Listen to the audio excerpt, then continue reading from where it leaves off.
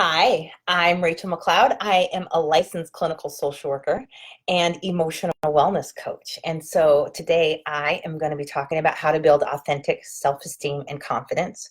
And I really wanted to come on and celebrate a little bit. And I'm going to lead my celebration into this topic. And so I really want to celebrate this shirt, okay? Because I'm wearing this shirt once in a while, someone amazing comes along, and here I am. Because a couple of things. This is my daughter's shirt. I took it from her. Two, I fit in her shirt. Three, I kept a human alive long enough to wear a shirt. So like she's growing and she's becoming the woman that she is meant to be. And she is amazing. And she can wear a shirt like this. And I'm also celebrating that major changes in myself. And I had some coaching calls today, and so I was coaching my clients. I spent some amazing time with my graduates from my program, and just had just heart expanding time with them. It was wonderful. But it went during my first session, I got up and I went to the bathroom for a second, and I saw the words again, and I thought, how cool is it that I can wear this shirt? Because a couple of years ago, I could not have worn this shirt. It would have been like, I couldn't have, really, I don't want anyone to think I'm too arrogant or, shame. I'm just ashamed. And but I could be awesome over here, but no, I'm not because, and I used to have fears about not being able to be caught trying to be cute or trying to be beautiful. Like even the fact that I'm wearing lipstick is a huge celebration to being able to push through and be done with fears about myself and limiting beliefs and not being able to step into all of myself. And so I'm celebrating that I'm rocking this shirt and I haven't even thought about it. I saw it when I put it on. I'm like, heck yeah, I love that shirt. And then as I went through my day, I was like, wow, this is a really big change for me. And to not acknowledge it or see it just is not a thing. I got it. I'm going here. And so and then I was posting in a group that I'm a part of, and they were like, I like your shirt. And I was like, yeah. But before I would have been like, oh my gosh, like, do I seem too arrogant? Do I seem too, I don't know. Maybe nobody will, nobody will like me, and on and on. And now just not feeling that. I'm feeling very great about this, and I'm rocking this t-shirt, and it really made me want to get on and talk with you about this stuff, because this is what we're going for. We're going into stepping into all of ourselves, and you don't have to rock a t-shirt like this. Is not everybody's style, but if you are somebody who should be rocking a t-shirt like this and would be like, yeah, if your inner person wants that, then we need to figure out how to get there and how to be able to release this stuff so that you can step into your full confidence, so that you can do things like this without being insecure and second guessing yourself and self-doubting and having shame being activated and pulled and just exploding within you, right? And shame is what makes us hide. It makes us take off the stuff that may cause it, right? It triggers, this shirt could trigger shame for many people, and it would have triggered shame for me several years ago. But here I stand, right? So it can absolutely be done. A lot of why I am in the profession in the field I am in was because I had major self-esteem and self-confidence issues that were part of growing up with trauma, growing up with an anxiety disorder. And so really needing to find solutions. That's really what I have been on a mission for, primarily for myself first. I'm greedy. I'm going to fully admit that. But as I have noticed that I have how like this stuff works, like, oh my gosh, you can really get some space. You can really, before, if I would have saw this shirt, it would have been like a hot, like, oh, you got to put that down. No, you don't get to have that. And that's a survival reaction here. It's trying to keep me safe, right? It's, if you touch that, you're going to feel shame, and we don't do well with shame, and shame makes us want to run and hide, and we don't like it in there either because that's hurtful, and then the depression comes, and we just avoid anything that triggers shame, and we'll be okay. you know? And that's just was so limiting because I had all this talk going on all the time and I couldn't do anything I wanted to do because the anxiety and then so much anxiety that the depression comes on, and then underneath there pockets of traumatic stress, you know. It just made it so difficult and exhausting, and it just really robbed me of basic confidences, right? Women get to put lipstick on, men get to put lipstick on. Whoever wants to put lipstick on gets to freaking put some lipstick on, but not you, Rachel, because of things. And I really, and I mean, I can tell you, my life was riddled with those things. It was just full of them. And I didn't even, they were so unconscious. I couldn't have even told you how many of them there were. All I knew was I just couldn't do things that other people could do, like put lipstick on. You know, I couldn't explain why I would be, why I would feel so bad if I were to speak highly of myself. I would be around people that spoke highly of themselves, and I'd be like, huh, like that would trigger me. Like, I don't even know how you could do that, you know? And because it would make me so uncomfortable. But it was such a contrast. And it was just really, really triggering for me. And so really the work that I've been doing has just led me more and more into the brain and how the brain heals, and how if we can take the shame out, all of a sudden we get to hold something, right? I don't help people build confidence. I help them remove the shame that buries their confidence, because the confidence is in there. It's always in there. And it's really fun once you start removing these layers. All of a sudden it stops popping up in all these random amazing ways, like they get to wear makeup, you know. Or I had one client who she came back, I saw her the next time and she had her eyebrows done, you know. I've had other people be able to go and looking for job interviews, you know, being able to, I have one client who's able to start her business now. People transforming their marriages because they just are more confident. They are taking the shame out, and now they're being able to receive and feel love without feeling shame. And they're able to step into all that they are and who they are without shame constantly chattering at them in the background and telling them to go and hide. Or make sure you wear that outfit that doesn't show your stomach. Or make sure that you always wear your sleeves so nobody sees your arms. Right? Or make sure that you don't turn your face to the left, because on the right side, you know, maybe you have a scar, or you don't like how your right side of your body looks, or, you know, my hair's not just done just right, you know, and these are superficial things, but really we have them internally. Right? We try not to get in arguments, because then it'll activate our fear. And we try not to get promotions, because then people will see us. You know, we try not to go to parties, because people will judge how we're eating, or how we're dressing, or how we're looking. Right? Or we're afraid to go mingle because we're afraid we're going to say the wrong thing. We have these insecurities blocking us and stopping us, and they bring our world in very small. And the self is not meant to live in a small space. The self is meant to be out in the self's place.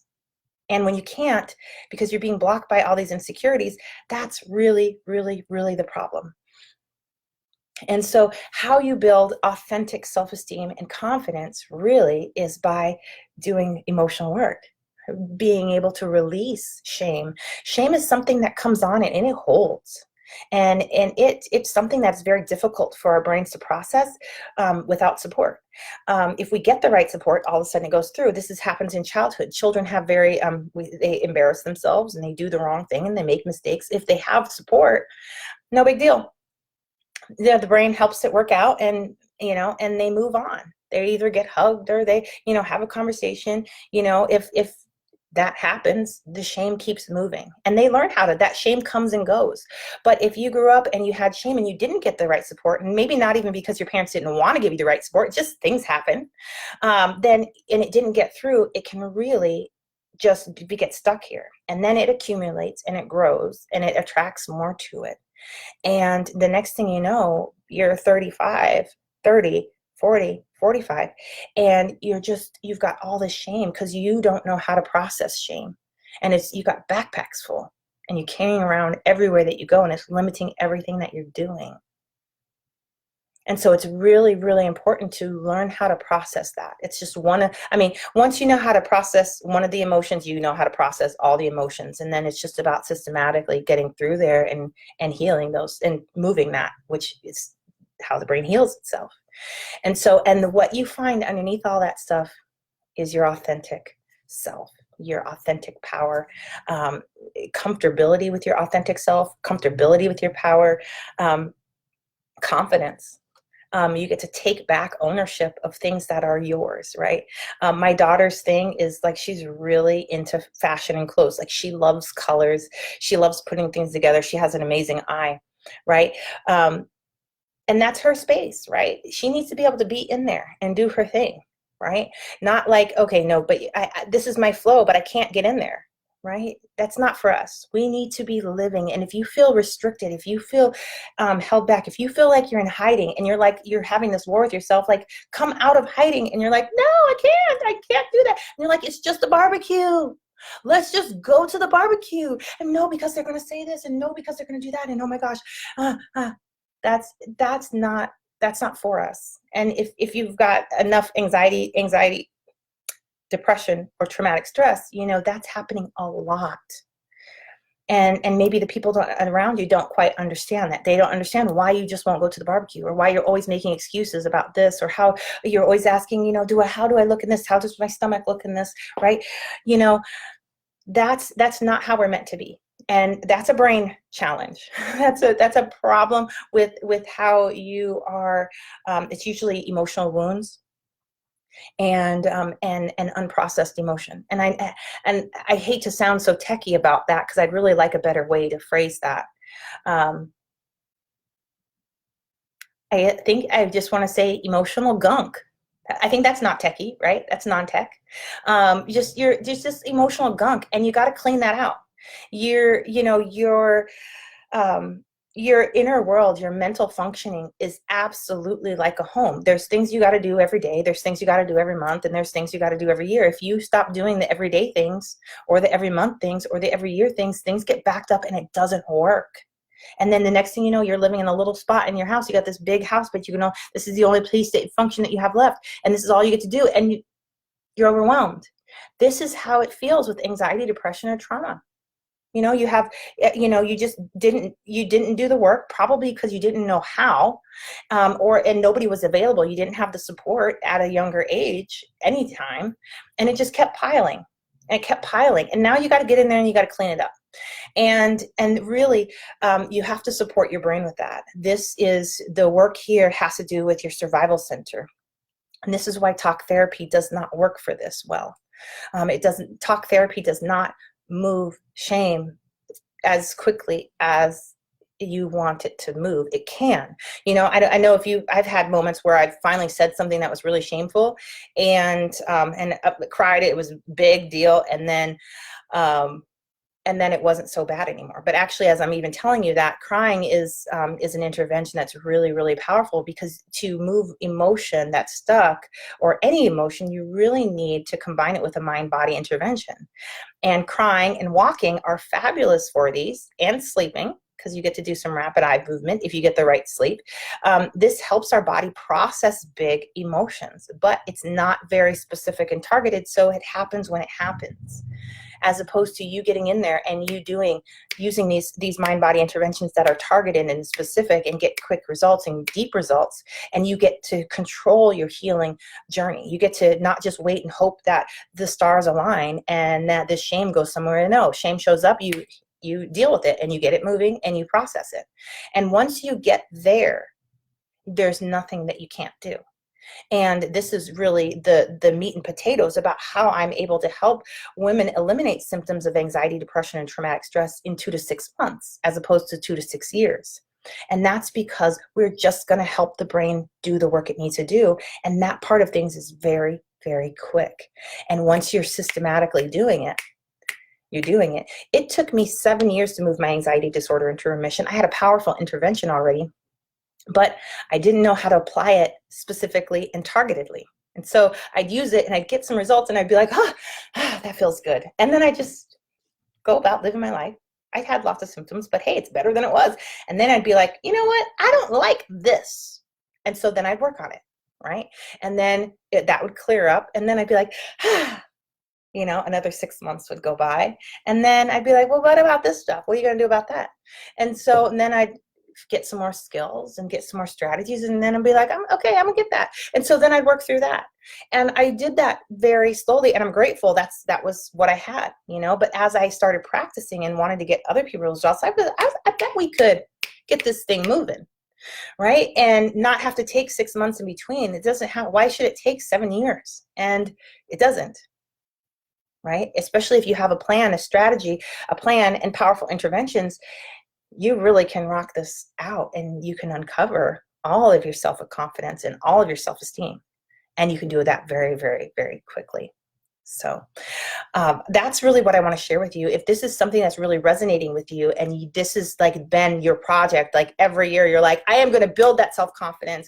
If you're somebody who's been reading podcasts and learning about this and yearning for this, and you're finally like, no, I want to do something about this, I invite you to book a call with me, and I will spend an hour with you to help you see where you're stuck, where you want to go, and really to help you create a plan with that and get you moving. And so if that's something that you want to take me up on, you go ahead and grab a spot on my calendar by going to rachelmcleod.com/call and grab that spot. And if you're curious and you're nosy and you're like, well, and you're suspicious, because I love that. I'm the same way. And I think that's great.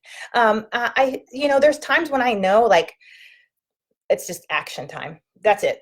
And really, if that's where you're at, book a call. Let's just do this. But there's other times that I'm like, I don't know. And that's when I want more information. And so I'm going to put the link to my webinar on here. And in my webinar, I show you exactly how I do things, why, and the 5 steps that it takes to accomplish this in 2 to 6 months, as opposed to 2 to 6 years. And you can see with that information, if you're feeling like, oh, okay, I get that. So I'm going to put that in the link when I get off. I need to find it. I just got that idea right now. So we'll do that. And that's it for me. I just wanted to celebrate my win, my t-shirt, and the fact that I get to rock a t-shirt like this. And I want you to be able to rock whatever it is that you want to rock. Whether it's a business or a relationship or a bathing suit or this or that, like whatever it is, I want you to be able to do that. So let's do this, people. I will talk to you later. Talk with you soon, and I'll be back doing another live soon. Take care. Bye.